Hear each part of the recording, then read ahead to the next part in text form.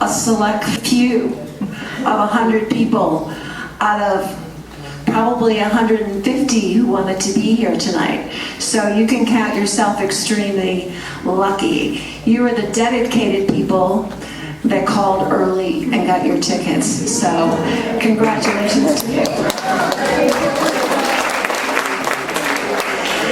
So this is a very special evening because although John Nichols and Natalie Goldberg have read for S.O.M.O.S every single summer as part of the S.O.M.O.S Summer Writers Series, to the best of my knowledge, they've never shared the bill together.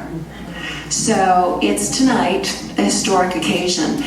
And before I say anything about the two of them, I have a few thank yous. My first thank you is to the Harwood for their patience and help and assistance with this special event. Well, of course, there's nothing really that's been said about John or Natalie that other people haven't already said. So what I decided to do was to do a collected works approach. So what I did was, between the two of them, they have published over 36 books in the following genres: fiction, nonfiction, memoir, nature writing, photography, screenplays. In fact, I'm sure many of you know that 3 of John's screenplays were made into very popular movies: The Milagro Beanfield War, The Sterile Cuckoo, and The Wizard of Loneliness. A book on painting, poetry, journals, the craft of writing. I think that covers the field, except one question I have for the both of them tonight is, have either of you written a play? No plays. That's about the only thing left undone in the field of writing that the two of them have not done. Or a Broadway musical, right? And they're not stopping anytime soon. John is at work, in the middle of the night, of course, writing a memoir about his parents entitled Goodbye, Monique, and a novel, Once in a Lifetime, that's a sequel to his On Top of Spoon Mountain, which came out a few years ago. Natalie has just finished another memoir manuscript entitled Let the Whole Thundering World Come Home, about her experience with cancer and how Zen writing and painting carried her through her diagnosis and treatment. And that will be published in June of 2018. And who can only guess? So this is like, remember when we were in grade school, they had those big jars where you had to count the beans or the jelly beans? And I was actually thought I would be cute and try to figure out how many words. And I said, forget it. You know, there's millions of words between the two of them, between Natalie's daily free writes and John's continuous in the middle of night revisions. It's common for him, I hear, to rewrite by hand, because he doesn't do the computer, entire novels over and over if he feels they need to be told from a different point of view. So you will get no sympathy from John Nichols about revision, because he is the master.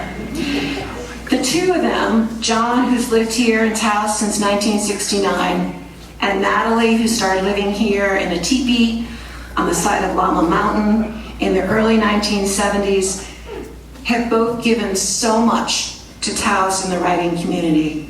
As I said earlier, they have read every single summer the S.O.M.O.S has had a writer's series.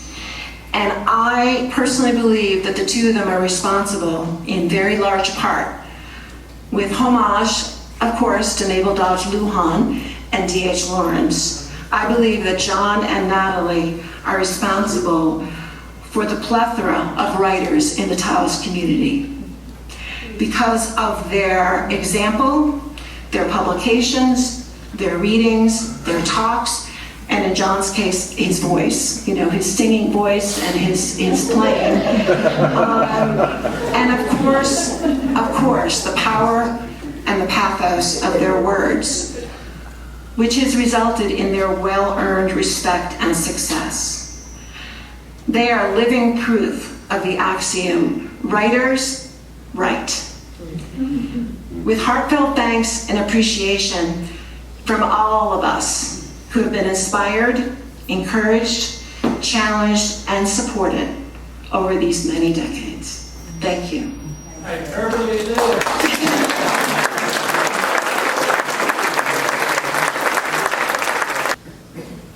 That was quite an introduction. Thank you, Jan.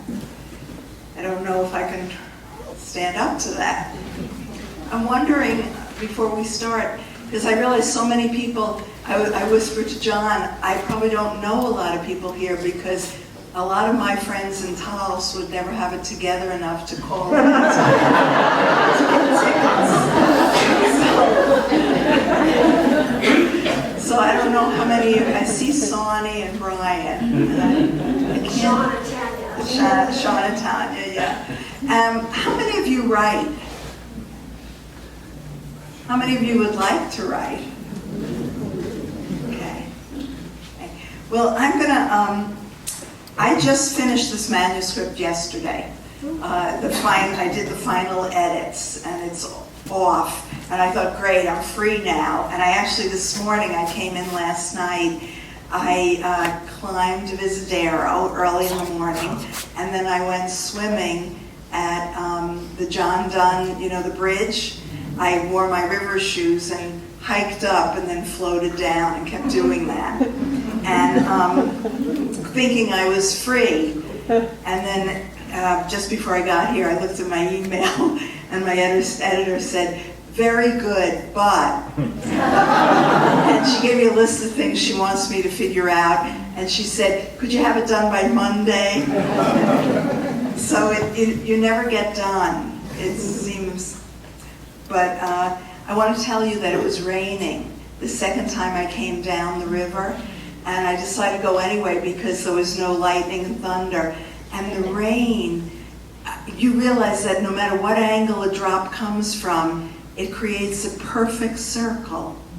But when you float down, you're at the level. And so what happens, the drop hits the water and then pops up. And to float down that, just at eye level was fabulous. It's really great. I love Taos, I love S.O.M.O.S. And as I've said many times, really maybe Minneapolis has something equal to this, but that's it in this country. Certainly not Santa Fe. It's an astounding thing that's going on. Give it all the support you can, really. Put it in your wills. Do whatever you can. Sell your house. Give it So I thought I don't really know what to read because I just finished. I don't have much of a perspective. But I thought I would tell you a little of the process as I go along. And I finished it, and I never planned to write a book about cancer. I really wanted to leave it behind. But I couldn't because I'm a writer. So I wrote it straight through, everything that happened to me, and then sent it off to an old agent in New York just to ask her what she thought. And it was interesting. She said, Natalie, every writer who has cancer has to write about it. She said, forget it, it's not going to go anyplace. She said, so I said, well, how will it go anyplace? She said, you have to have another angle on it. For instance, it should be interwoven research on cancer. She gave it as an example, and I rolled my eyes. I did not do 1 ounce of research on my cancer. Everybody else did. I'm like John, I hate computers, and I actually handwrite everything. And I never even type it. I have someone that puts it on the computer for me. But so I wasn't going to do that, and I didn't know what to do. and I called an old friend, Sean. No, not Sean. Sean's an old friend, but he's not the one I called. Scott Edelstein, who's an old Dharma friend and has been agenting for me, and he read the book. And he called, and this is interesting, he really read the manuscript, and he said, okay, Natalie, there has to be something. He said, it's a very good manuscript. It's exactly what everyone would expect, a good manuscript from you.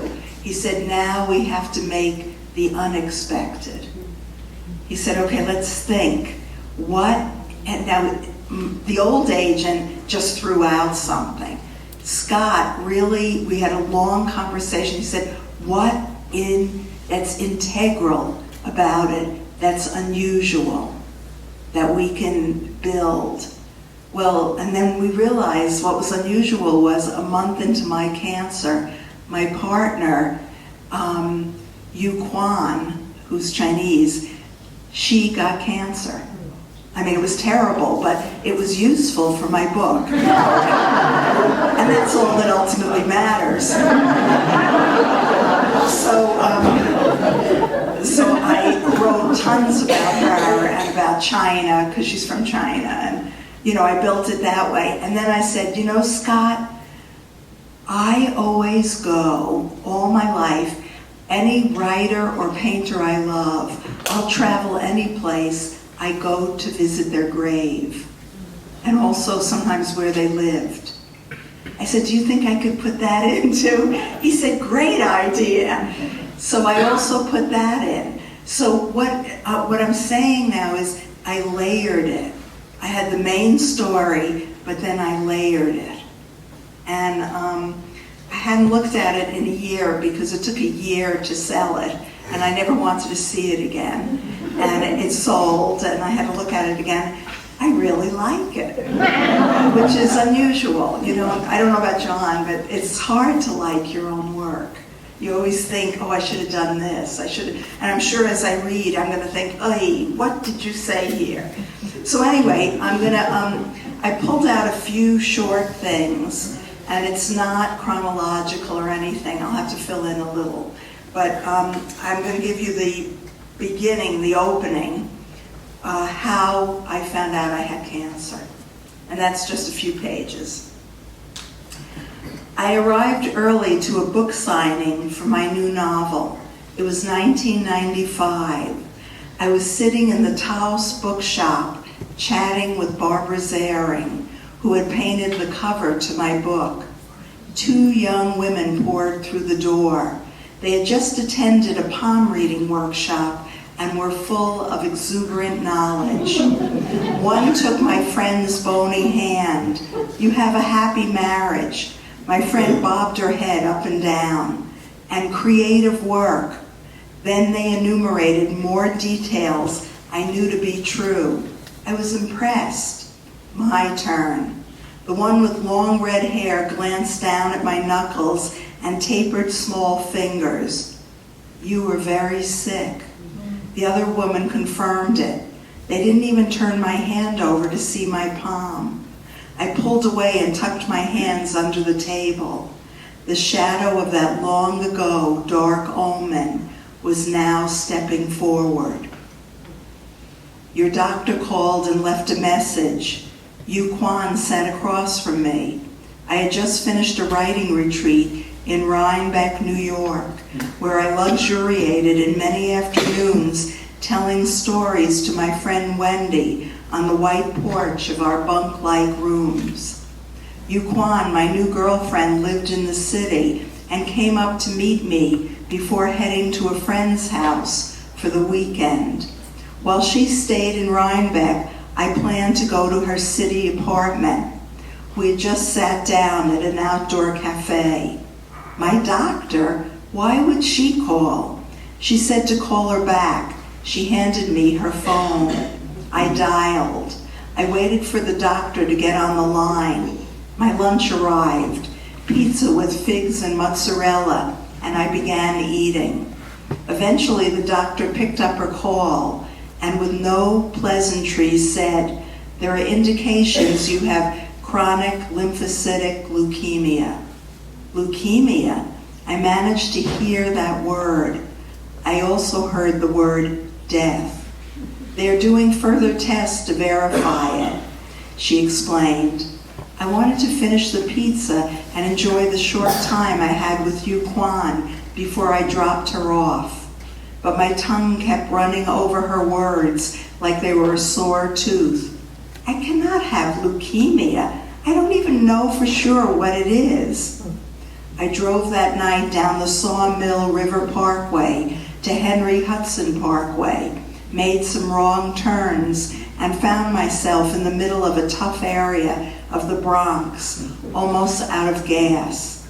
I had to exit. An Esso station, lively on a Friday night, was on the corner. All the gas pumps were being used. Cars waited for cars to pull out. 2 men exited the station, each with a carton of cigarettes. A woman stood on the curb, sucking a long inhale, curling her toe in a slip of sandal. The air was vibrating. I sidled slow up to a pump behind a low car with its radio screeching hip-hop. Hip-hop doesn't screech. It bops and bobs fast. But I was screeching inside. I might have leukemia? I was lost and my tank was empty. The man on the other side of the gas pump had a goatee and a blue cap on his head. I asked him, how do I get to the Upper West Side? Manhattan. His face showed delight. He knew the way and could help. Go to the second light, make a left, then the next right at the next light. You'll see an entrance sign. I repeated every turn once and then again. He nodded and gave me a thumbs up. Many times over the last year, I thought of him. To know directions is a good thing. Almost midnight, the lights unfurling, my little rental zipped into the right lane of the curving route into the Big Apple. I left my suitcase untouched on the dining room floor of Yu Quan's apartment. I couldn't sleep that night. I moved from chair to chair in my rumpled clothes, never switching on a light, looking out the windows at the jazz neon and yellow cabs, finally stripping down naked and lying on top of the sheets, staring at the ceiling, listening to the forever hum of traffic. As a tinge of light touched the dark sky, I prayed with the slightest twist of hope that the final results would be negative. So that was the beginning. And that's part of part 1. And then I'm going to read you, I ended up, the visits to the graves, I ended up putting in italics at the beginning of each part. And there are 5 parts to the book. So I'm going to read you one of the visits and the italics. Okay, can you skip around with me? You can follow me. Okay. When visiting Rome, any former English major in their right mind must go to the non-Catholic cemetery for foreigners, Via Chao Cestio. John Keats, the romantic poet who died at age 26, rumored to be a virgin, is buried here. So is Percy Shelley. 42 years after graduating from college, I walked down the rows of stones looking for Keats. Ode to a Grecian urn blooms in me all over again. Heard melodies are sweet, but those unheard are sweeter. Thou silent form dost tease us out of thought, as doth eternity. As I place a stone and say thank you, my young, sincere love of literature returns. I meet not only Keats, but young Natalie again. I walk further. I'd heard rumors that the poet Gregory Corso ended up here too. I met him when I studied with Allen Ginsberg in the 70s. I read in a newspaper that in his last months, he was cared for by his daughter in St. Paul, Minnesota. that straight-laced Midwestern city on the Mississippi, so unlike crazy Gregory. Down the line of stones and Italian cypresses, I find the poet Shelley's grave, and then, stuck at an odd angle right up front, I see a stone for Corso. His daughter managed to bring his ashes and bury them here. At 17, Gregory was the youngest prisoner ever to be in maximum security in Clinton, New York, on 3 counts: stealing a suit to go to a wedding, sleeping in his teacher's room, and the final straw, stealing a toaster.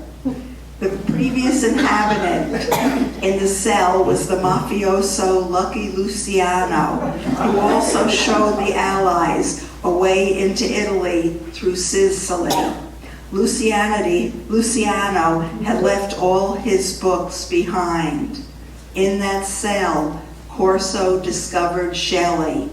As he turned in the direction of poetry, his life was saved, and he always wished to be buried near his great master, that romantic poet. On Corso's stone, I read, "Spirit is life. It flows through the death of me, endlessly, like a river, unafraid of becoming the sea." What else to say? All in that Corso poem. So, I mean, it works. We're jumping around here. I think it works.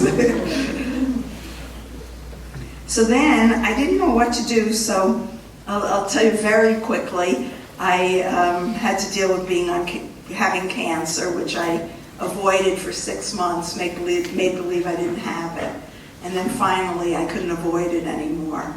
And I went on this monoclonal antibody for 3 months. And I got shot up for 8 hours once a week for 12 weeks. And everything looked hunky-dory, and that I was fine, I was clear, my blood was clear. And it turned out that the cancer was hiding in my lymph nodes. So it wasn't true. I not only had cancer, while I was busy taking that, the cancer had had a heyday. And things had gotten really bad. And miracle of miracles, the FDA just came through with a new drug that you take 3 pills a day, and it stops the protein that the cancer needs to survive. Now, it's much more interesting than what I'm telling you now. But I'm just trying to catch you up because I'm skipping to page 120. So I was really scared, and I took the pills for 3 months. They either could work, or if they didn't work, the cancer was just eating. The cancer was already eating my bones and throwing the calcium into my blood. So it did seem like a miracle. And I'm going to read you. In February, I was going to get a PET scan to see if this new drug, ibrutinib, was working or not. I was scheduled for another PET scan in February to see if the drug was working. That big test in the middle of the second full month of winter would tell me the truth. Every ounce of me lived in dread and hope.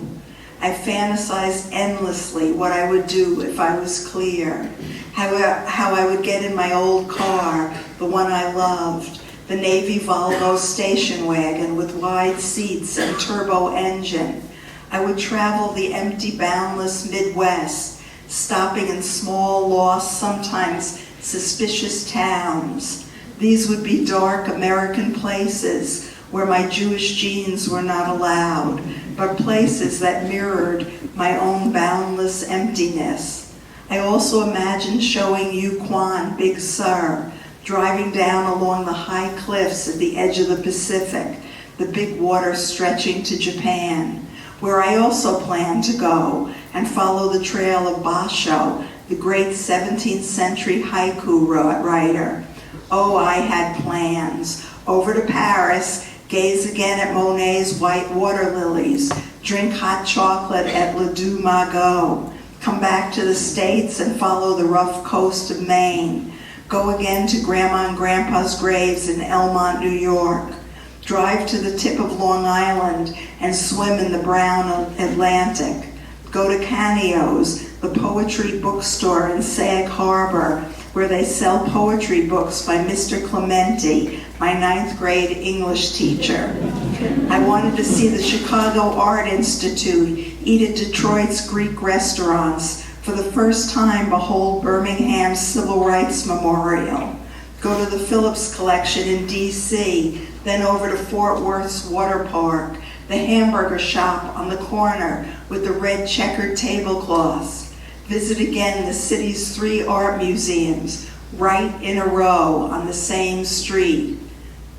Then the Oregon coast, Seattle, Vancouver, Mill Valley's library, and the lettuce fields at Green Gulch.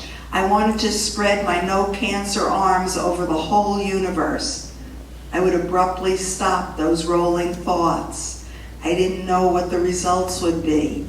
I didn't know anything. That was the truth. And beyond anticipation, in a much more primal place, fear raged. It bowled through me, uncontrolled. No meditation, yoga stance, massage, deep breathing allayed its force. All I could do was acknowledge it, realize it was innate. On an animal level, we all want to survive. February 17th was D-Day for getting the PET scan. While I waited for that day to come, in my restless, nervous impatience, I painted 2 self-portraits. Each time I'd look over the sink into the mirror and say, talking to the pen in my hand, "Make me pretty." Then I'd make the initial sketch. I'd draw quickly, place the pad on the table, and look down at the sheet of paper. Was that me? At the edge of fury, hysteria, madness. That's not what I saw in the mirror. But on the page, a more unvarnished reality stared back. I grabbed for the brush and dipped it in a light cadmium green, the color of split pea soup, and painted the whites of my eyes, changed them to the color of terror. I painted purple on the haunted, bruised cheekbones, a pale pink mouth, slightly opened in stunned recognition, hair streaked in orange, bare branches in the background. A week later, I tried another self-portrait. Pretty was not in my hand's vocabulary. I had to accept the raw emotions on my face. In life, it was harder. I was living them. I took the 3 ibrutinib pills each day at noon. I also did normal things, got my hair cut, went to acupuncture appointments, met Miriam and Susanna for lunch, had my teeth cleaned, visited my friend Sean Murphy from Taos, even went to a talk on James Baldwin at the Lensic Theater downtown. But whatever I did, I lived for one thing, the results of taking those pills for 3 months. If they weren't working, the cancer would be further along, and I would be closer to death. The day finally came. Susanna drove me down to Albuquerque in her yellow Cobra. I hadn't slept at all the night before. My muscles ached and a headache was forming over my left eye. The miles of sagebrush we passed through looked dry and desolate. No snow, bare ground. As usual, the lab tech in the cancer center couldn't find a vein. She was inexperienced, and after 2 tries, I asked for someone else. Her replacement, a young man who didn't smile, managed to shoot the nuclear sugar into my veins. The big crazy machine snapped pictures while my body slid back and forth inside like a ham on a conveyor belt. Afterward, I fell back into the waiting room. I found Susanna and we drove straight home. As soon as I got inside the front door, I stripped off my clothes, dropped them on the floor, and got under the bed sheets. It was just afternoon. I lay there staring up at the ceiling for much of the rest of the day. Originally, I was scheduled to see the oncologist the next day to go over the results. But the week before, the center called and rescheduled our appointment for Friday, 3 days after the test. I tried to explain to the woman how much stress was involved in a longer wait, but she was curt, "I'm sorry," and hung up. I was indignant, called her back. That changed nothing. Once again, I had to accept that I was not in control. I was contending with the big industrial machine of American healthcare. So instead, the day after the PET scan, I took comfort in not knowing the results. I had all day Wednesday and Thursday to bask in ignorance. A part of me understood the verdict was already in. Whatever was happening in my body had been happening in my body for a while. But on Friday, my conscious mind would meet my body's performance. It had been responding or not responding to ibrutinib for months. So on that knowledge-free Wednesday afternoon, I was painting a car green. I'd stopped the self-portraits, and the car was slowly morphing to blue. I planned to call it Homage to California because I drew the car at my friend Helen's home in Palo Alto. It was an old Rambler Ambassador with flat tires that I saw in someone's driveway every time I visited her. I'd attempted to draw it before, but the sketches never worked. I'd almost given up. But one morning I woke early, marched out there in my pajamas with great determination, and did a new sketch. Even though it wasn't a perfect rendition, I caught its spirit. Now, many months later, I was finally painting it. The phone rang. It was Erica, my primary care doctor. She had a spring in her voice. "Natalie." I gripped the paintbrush tightly. I knew she had my results. I'd given the nuclear department her fax number, but had forgotten. My heart was banging in my chest. It's good, she said. Tell me. See if you can take this in. She read from the report. The bones have dramatic decrease of the multifocal metabolic activity. Is that good? Wait, listen. The previously described hypermetabolic lymph node activity has resolved. I was trembling. I heard fragments. No longer avid, no longer pathologically enlarged. Erica, tell me, why? Nat, it's very, very good. That drug is a miracle. The cancer is gone. Really? You'll see your oncologist and go over everything. She'll explain. Nat, congratulations. Yippee! I yelled like a cowgirl. We hung up. Outside the window above my painting table, the aspens cast long shadows across the fence. I stood up, hugged myself, and grabbed for the phone. First I called Yuquan. "I do not have cancer. Nothing lit up. I can't talk. Come over." Then I called almost everyone I knew. In each call, I repeated those first 2 essential lines, then said, "I have to go," hung up, and dialed the next person. After that, I paced my studio, then the house for several minutes. Finally, I careened into the backyard in a thin t-shirt, talking to myself among the frozen fruit trees. I finished the Rambler painting a few days later. The car was big, fat, and ready to roll. I changed its title to Happiness.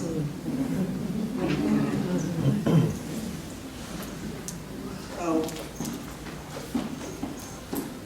I'm going to just skip and read you one page, the ending.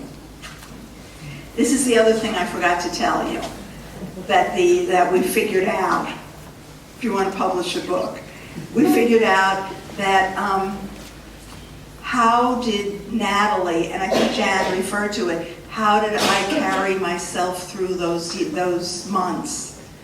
Painting, writing, and meditation the 3 things that I did all my life. So I managed to put them in here because that's what that was the texture of my life.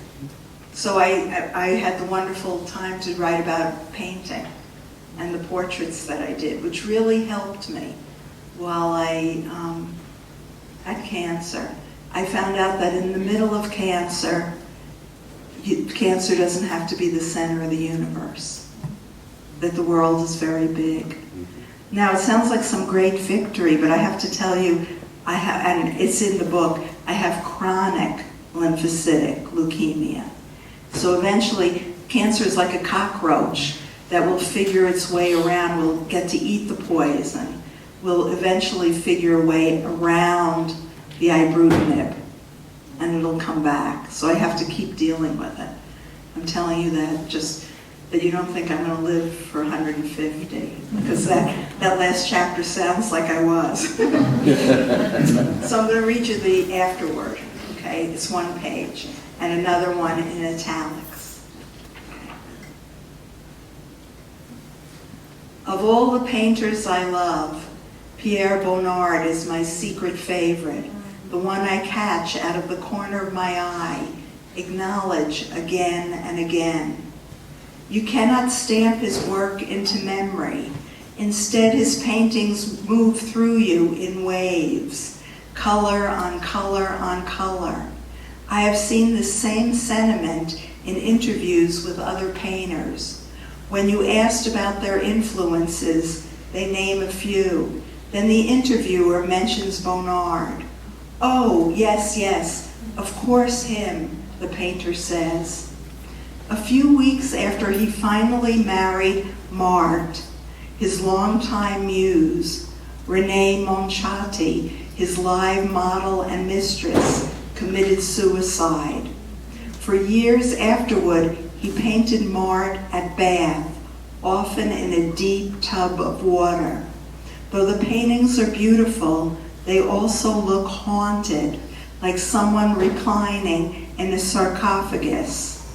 His late interiors give an initial impression of domestic contentment, but looked at carefully, they suggest disquiet, a lack of presence, an emotional absence of human fulfillment.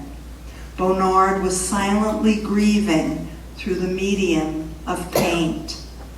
I do not visit Bonnard's grave, but twice, once in Paris and once at the Legion of Honor in San Francisco, I viewed the last piece he painted a week before his death in 1948, Almond Tree in Blossom, full of light. The tree in white takes over most of the canvas, and it feels as though it is about to ascend. It almost glitters. When a Japanese Zen master approaches death, they write a last poem to reveal their mind at the final moment. In this final painting, Bonnard does something similar, displays his lightning heart. Before the great question, how is it to live with eternity at your door? Bonnard answers, in full bloom. Thank you.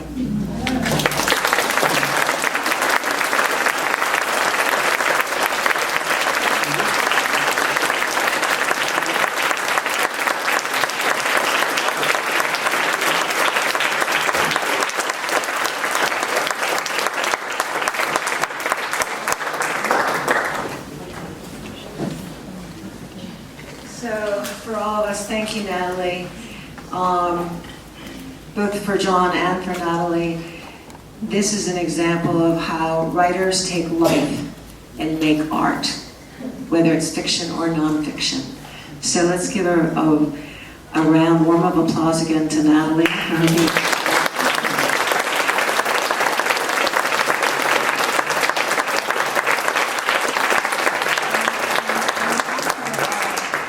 As prolific as they both are, I'm sure you know they have quite different styles. So now for a change of pace, let's welcome John Nichols up.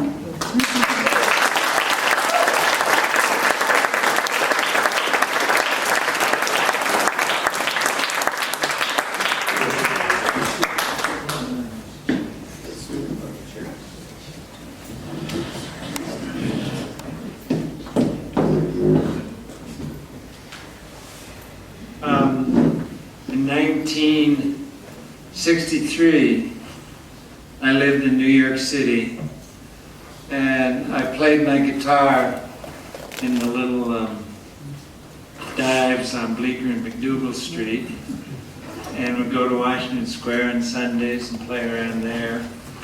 And I had a very short career as a folk singer. Bob Dylan. I remember trading gigs, trading sets with Phil Oakes, who actually became kind of famous. And then he hung himself when he was 35, which is very sad. And but after my career as a musician kind of faltered, I became a short order cook in the World Cafe on Sullivan Street between Houston and Bleecker. And it was an after-hours musician joint, and many musicians would come in at 1 o'clock or 2 o'clock or 3 o'clock in the morning, and they'd bring in various instruments and throw them around, and everybody start playing together. And then people would order sandwiches from me and stuff like that. And they always complained because I put way too much mayonnaise on the bacon, lettuce, and tomato sandwiches. But every night about 3 or 4 in the morning, Gregory Corso would come into the World Cafe, and he'd bitch at me and he'd say, "You asshole hippies, you know, you're just destroying everything, you folk singers. The Beat Generation, we created something that was wonderful, and you guys have destroyed it. You're nothing but a bunch of punks, a bunch of louses." And he would go on. And he was always drunk out of his skull. And this went on for another 3 months until the World Cafe finally shut down. But almost every night, Gregory Corso was in there just screaming and yelling and complaining and bitching. And I was really amused to hear that he got in jail in Clinton, New York, where I went to school at Harwood.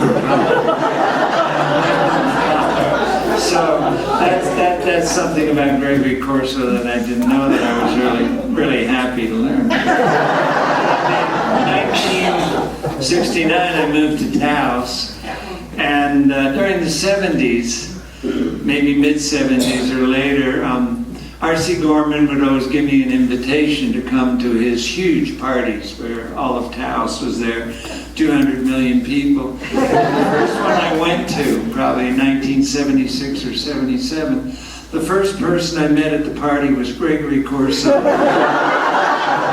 Gregory Corso was just saying, "You assholes. Hippies. I can't stand it." He was bumping into people and then groping women and everything. I thought, well, it's good to see you again, Gregory. It's nice to hear the story that his ashes finally made it to Italy. That's a very sweet story. That makes me happy. Gosh, I brought all these books to read from. I'm just going to read from one of them. I'd like to start from reading a little something from Natalie's book, The Great Spring. Because maybe we have different styles, but I think we see the world through the same eyes. And Natalie, one of her essays is called The Lineage of Literature, and she talks about Carson McCullers and the Ballad of the Sac Cafe. And when I was a kid, when I was a teenager, Carson McCullers is one of the great heroes of my life. And her books, The Heart is a Lonely Hunter, Member of the Wedding, and The Ballad of the Sac Cafe were 3 of probably the most influential books in my life and on my writing. Natalie writes about the story, The Ballad of the Sac Cafe. She also showed me this: to love is a frightening thing. We are pulled 2 ways. To stay closed and protect ourselves versus our boundless need to meet our nature. If we look at the state of the world, shutting down seems logical, but to truly live, we have no choice but to keep unfolding, even in the face of devastation. And I think that's as true as any observation about love can get. And in the introduction to her book, she says, all of us will die someday. This is not morbid. It's a wedge into fresh life. Finally, we look at death and life like the old women at the crossroads in the ancient Zen story. Two lost, wandering monks approach her and ask her the way. She points and answers straight ahead. And this is a book that I too have had my health issues, not cancer yet. But I wrote a book in 2014, and it is called Once in a Lifetime. And that sounds like a corny title, but it comes from the epigram, death is a once-in-a-lifetime experience. And I started getting ready for this reading here. I thought, well, it might be interesting to read from this novel. I have only written a couple of drafts of it, and I sat down about a week ago to say, what kind of a reading am I going to do from this book?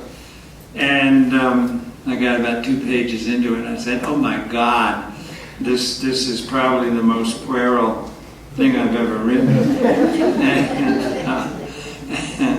But that's been my habit all my life. Much of my stuff is pretty childish. And so I went through it and started to edit it so that I could read it. And I edited the 100 pages down to about 2 pages. Then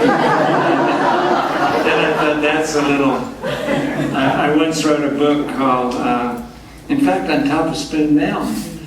This is a sequel. This book, Once in a Lifetime, is a sequel to On Top of Spoon Mountain. And On Top of Spoon Mountain, I started in year 2000, and as a 1,300-page novel.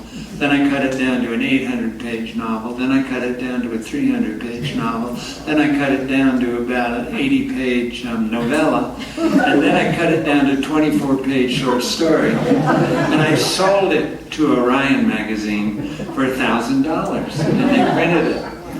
And then the 24-page short story was just sort of sitting there.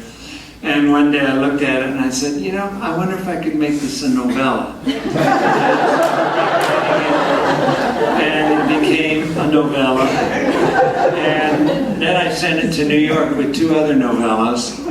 And it didn't even make it past the agent. I still had an agent. I don't have an agent anymore. I'm not a player in New York. And so then it came back to me. And then over the years, 2007 is when Orion magazine published it. And then I wrote from a novella to a 120-page novel, and then I wrote it into a 150-page novel, then I wrote it into a 160-page novel. And then my granddaughter, Sierra, who was 9 years old, got diagnosed with type 1 diabetes. And our family started dealing with type 1 diabetes. And all of a sudden, that became a really cool thing to put in my novel. One of the characters in my novel had type 1 diabetes. And eventually, the novel got to be about 210 or 220 pages.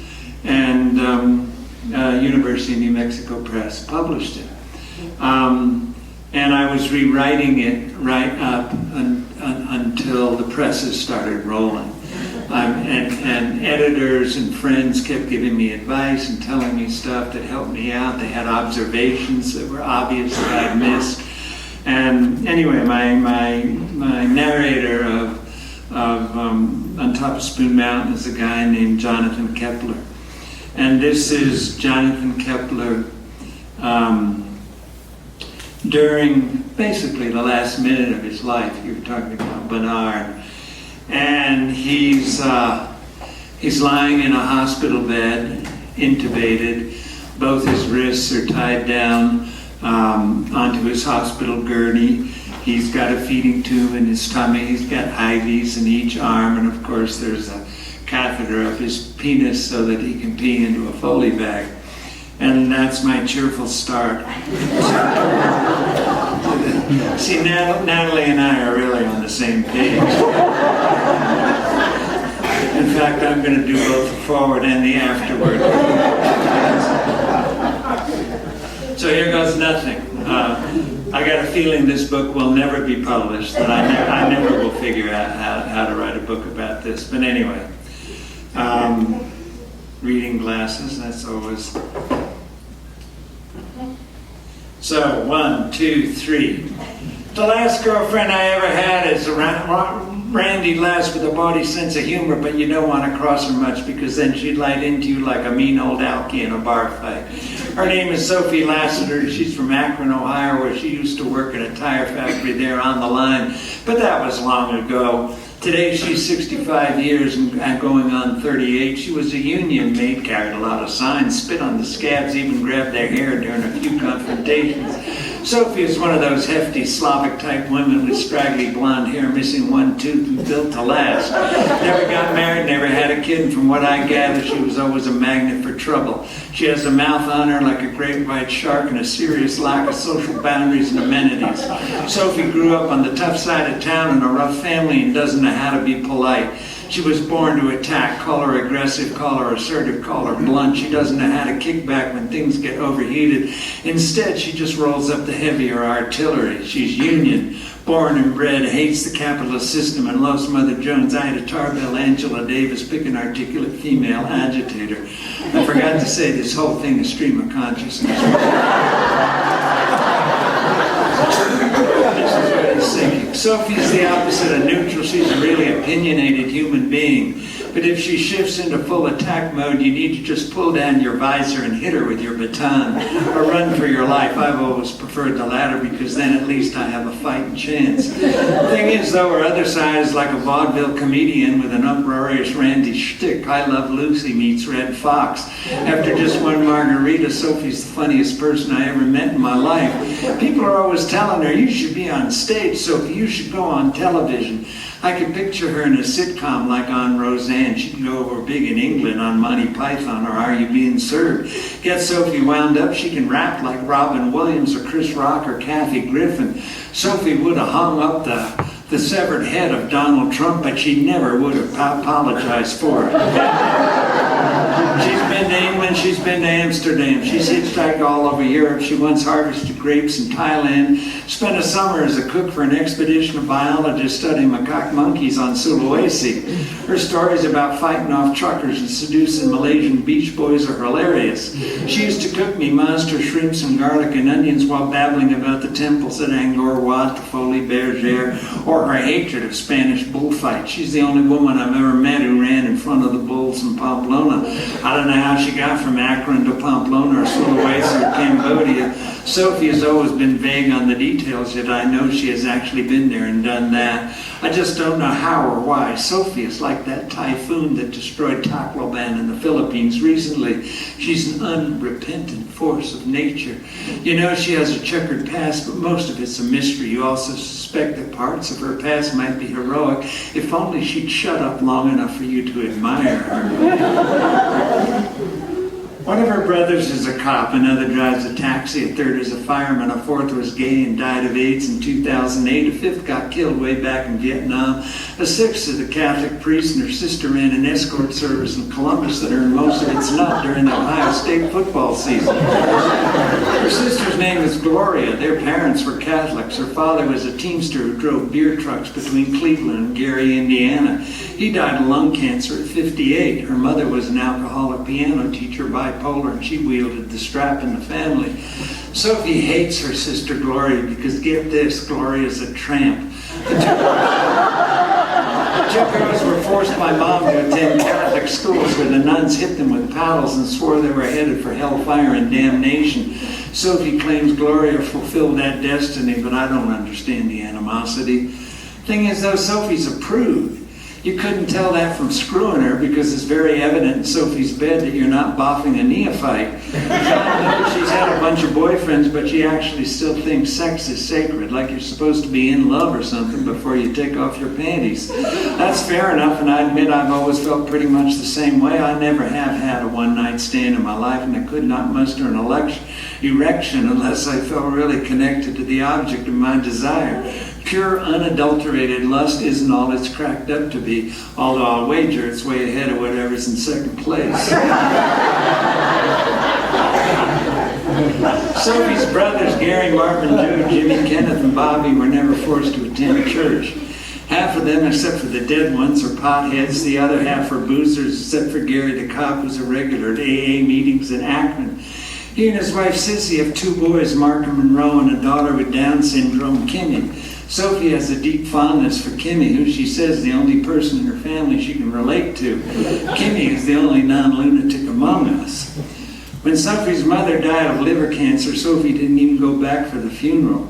Why would I do that, she asked rhetorically. Mom drank herself to death, and I still have the scars from where she whipped me. I got up in church once when I was 11 years old, and I shouted, "You're all a bunch of phony balonies."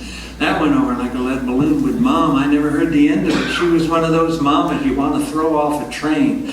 Cigarette in one hand, Jack on ice in the other, voice like a coal truck making a delivery through a chute into your basement. She had no problem with the priest and the altar boys as long as the priest took it easy on her in confession. I went to confession once, Sophie said, and told Father Bill I gave a kiss to Randy Thornhill and he touched his fingers against my private place. You know what that priest said? He said, "Say 10 Hail Marys and come see me in the rectory this afternoon." Or the refractory, or whatever it's called. When I was 15, I told Mom she and her church could go screw themselves, and I never attended another Mass. I was proud to call myself a communist and an atheist. Who in their right mind believes in male celibacy and is against family planning and birth control, yet for the death penalty? If the Catholic Church dropped dead tomorrow, I wouldn't shed a tear. My story is not really about me and Sophie Lassiter. That's simply the way I've managed to get into the swing of things. Those things all take place in the western United States, or to be more specific, in New Mexico. I've lived in New Mexico for 46 years, and I'm going to die in New Mexico probably within the next 30 days, give or take. My heart is so bollocksed up I'm actually in line for a transplant, though I'm not holding my breath. I figure I've had my shot. Why drag it out? I've had a lot of desires in my life, and mostly I got to realize them. My ambitions were always limited by my political sensibilities, which tended to despise the climax capitalism that drives the global economy today and is destroying the planet. Sophie and I are on the same page, raid that stuff, but enough said.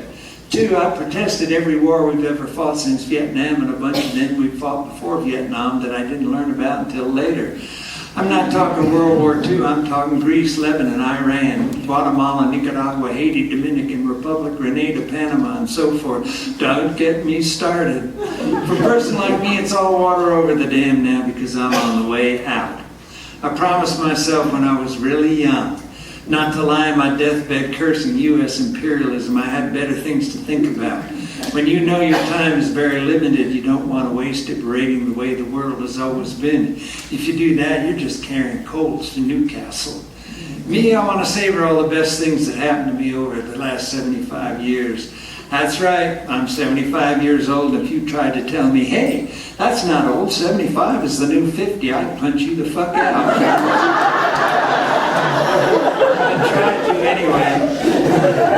But I have about as much zip left in my fists as I have jism left in my testicles. No, I don't want to be lying here with a breathing tube down my throat, a catheter up my penis, an IV line into either arm, pumping in the glucose on the right, the morphine on the left, a feeding tube in my belly while I'm kvetching about current wars in Iraq and Afghanistan, and our drones are taking out terrorists and innocent civilians everywhere. I'm sick of bitching about the United States at war for oil all over the globe, wherever there's fossil fuel in the ground. I was hoping that before I died, peak oil would run out and all the American SUVs would grind to a halt wherever they happen to be.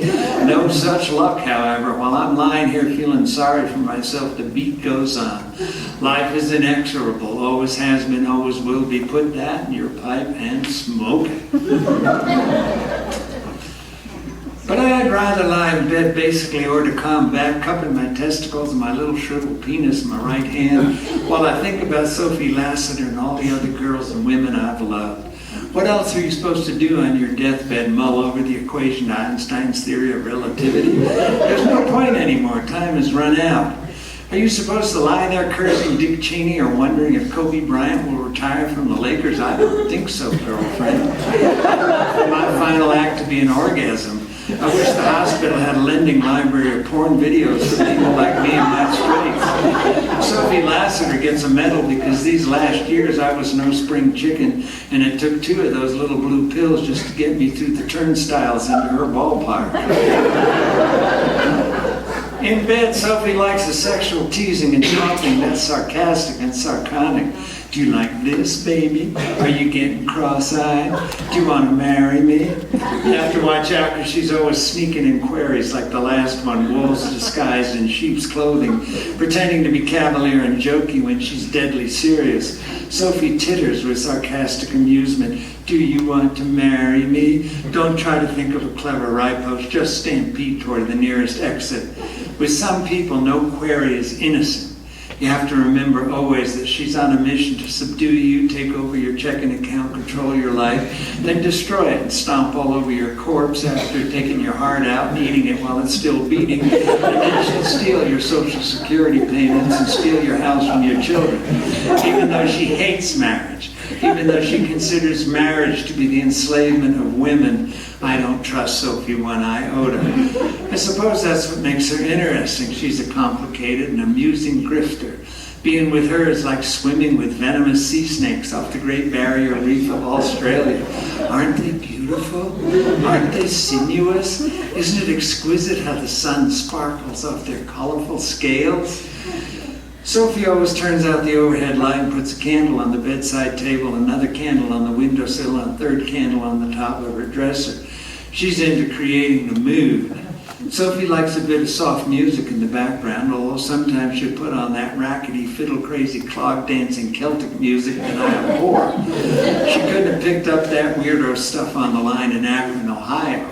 Gag me with a spoon, as all the little heartthrobs from the valley used to say. If there's going to be mood music in the background, I prefer like Nora Jones, or the MJQ, or Miles Davis's sketches of Spain. I'm a cliche that way, a real throwback. I love Little Richard and John Fogerty's traveling band, but don't drop a needle on that blather when I'm trying to get aroused.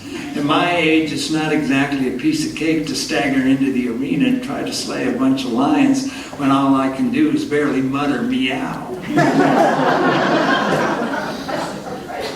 Sophie does have one Nora Jones CD, it's cool. She also has U2 and Green Day and Bruce Springsteen CDs that I can't stand. I've had enough of Bono to last me for a lifetime. You should stick to climate change and starvation in Africa. I'm not much on Sting either. Sophie worships Sting.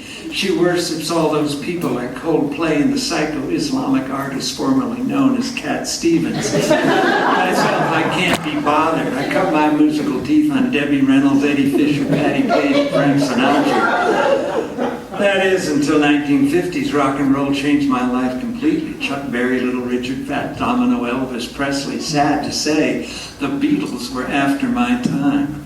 Like I said, I was born in 1940. I even used to like Tommy Clancy and the Macon Brothers. Another of my endless skills is I can play the guitar. I used to play it anyway before they shoved a ventilator tube down my gullet and strapped my wrist to this hospital gurney. I feel like I'm in a medieval torture chamber. Pretty soon Nurse Cratchit will come in with a pair of pliers and start ripping out my fingernails. Did I mention there's a catheter up my penis? I'm pissing into a Foley bag. I don't even know what happens if I have to take a shit. Maybe they bring a bedpan or dig my feces out with a knitting needle. Often the morphine just befuddles me and time passes and things happen in a blur. As Bob Dylan says, those not busy being born are busy dying. That's me in a nutshell, Bob, but don't think twice, it's all right, man. My daughter Miranda was in here the other day. She comes up on the weekends. Her and my granddaughter Lizzie and occasionally Miranda's hubby Michael, but not too often. Michael wasn't with them the last visit. He was back in the capital city keeping the home fires burning. Miranda, Michael, and Lizzie have 3 dogs that they hate to leave alone because the dogs are seriously codependent. And if you leave them alone overnight, they will chew up all the furniture, shit all over the living room rug, even though they are house-trained and have a doggy door. And they will also, after a while, commence non-stop howling at the top of their lungs until finally their neighbors will call the city canine cops. All 3 dogs were rescued from the pound. Ginger is purebred pit bull. Nara is a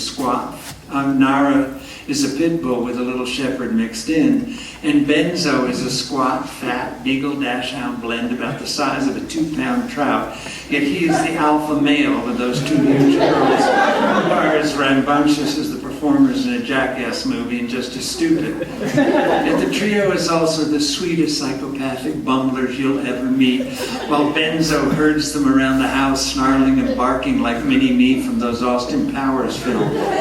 I don't know how Miranda, Michael, and Lizzie put up with those lunatic puppies, but who am I to cavil?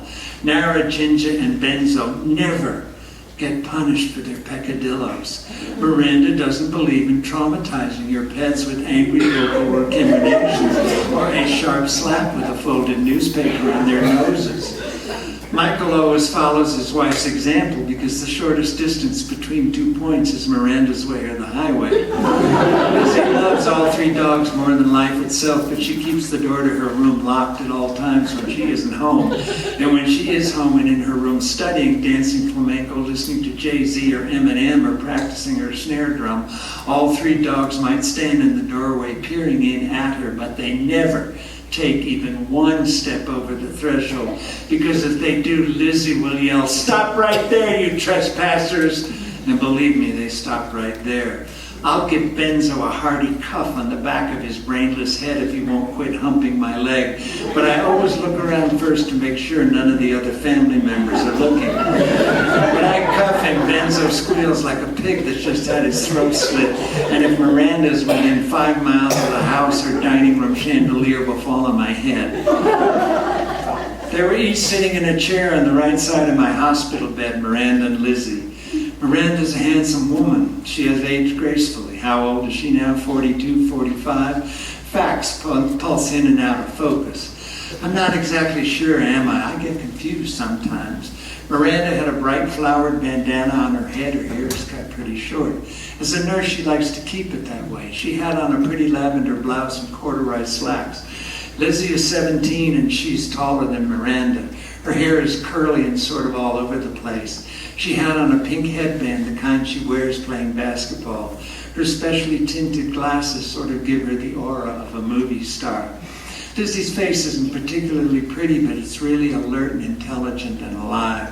Her face is so alive. She wears tiny blue beads in her ears and had on a sweatshirt with her high school mascot on it, a leaping tiger.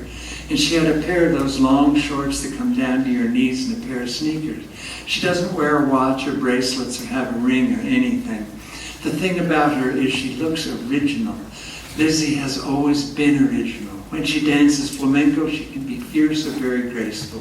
When she plays basketball, she's a furious defender and an awkward but pretty accurate shooter. She's competitive, but you never get the idea that she's cutthroat. There's something almost gentle about her vivacity. "Well, look at you," I remember Miranda saying. "Aren't you a piece of work?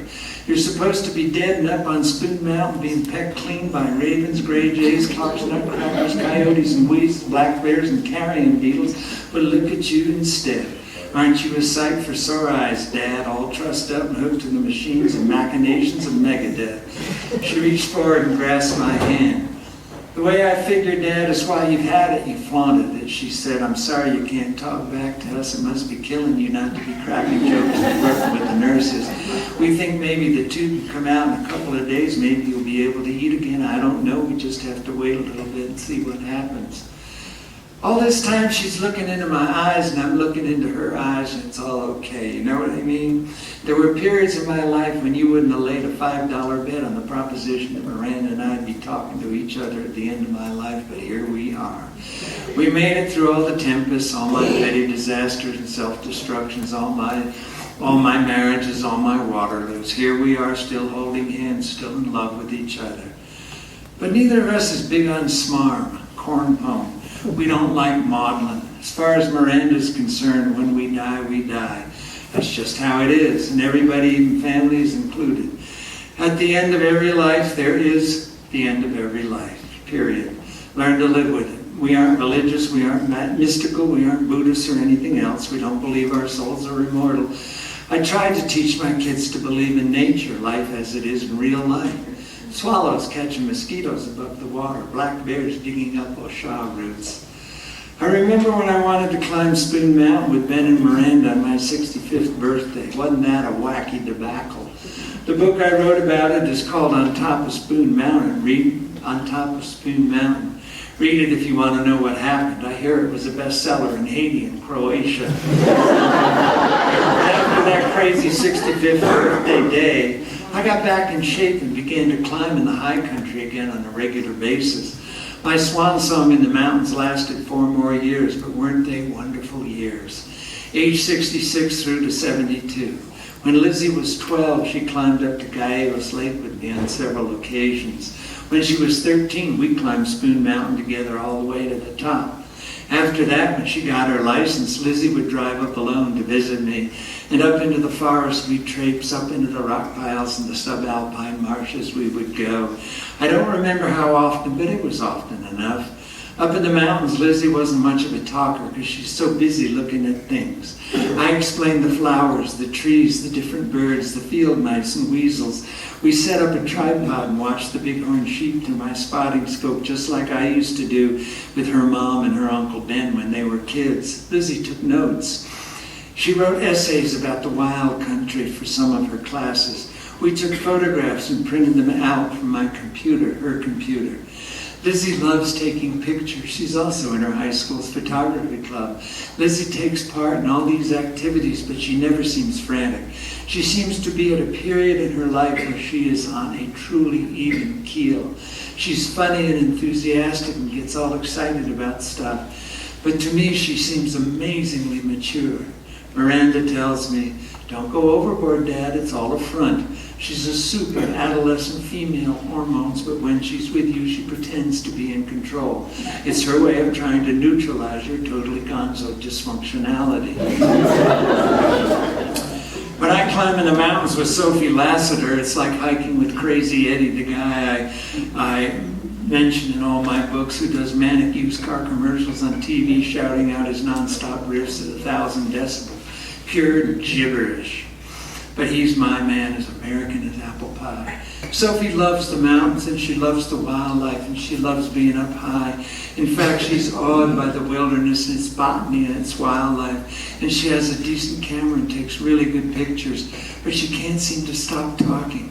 She goes on and on about how her dad spent 2 years in federal prison for racketeering, and how her brother, the cop, married a born-again Christian Melissa who got arrested for shooting paintballs at an abortion clinic during a pro-life demonstration, and how one of her girlfriends on the line in the Akron tire factory committed suicide by swallowing a snake, a little rubber boa. Honest to God, Sophie says she swallowed a snake.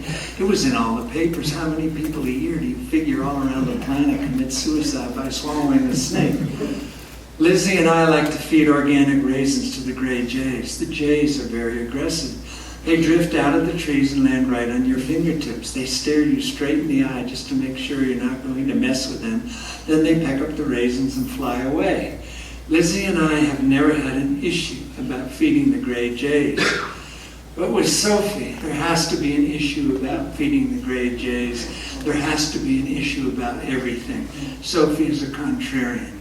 You're not supposed to feed wildlife, she says to me. It's not good for them. Wild animals aren't used to that kind of food in their systems.